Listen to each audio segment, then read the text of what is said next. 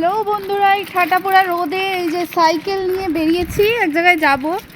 But cycle হাঁটিয়ে নিয়ে যাচ্ছি, তার কারণ এতটাই হাতি হয়ে গেছি যে আমি আর সাইকেল চালাতে পারছি না, খুবই কষ্টকর।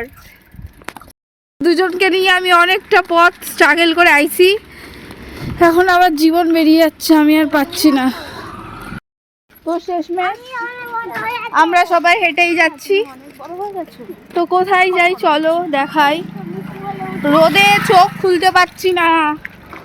এই যে এই সব হাতির বাচ্চাদের নিয়ে যা যায়, এই যে স্ট্রাগল আমাকে, আমিও মোটা, তার জন্যই সাইকেল চালাতে কষ্ট হচ্ছে, বুঝছেন? কত বছর পর যে সাইকেল চালাচ্ছি তার হুঁশ নাই, রোগা হতে হবে। আমাদের গন্তব্যস্থলে আমরা চলে এসেছি, এক একজন হাতির বাচ্চারা। তো চলো যাই, বাবু সাইকেল পড়ে যাবে।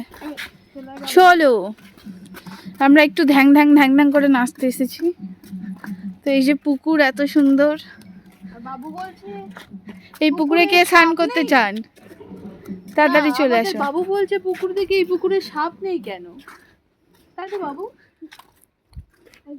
চলে এসেছিলাম দাদুর বাড়ি, দাদু বলছিল আসিস না আসিস না, তার জন্য চলে এলাম।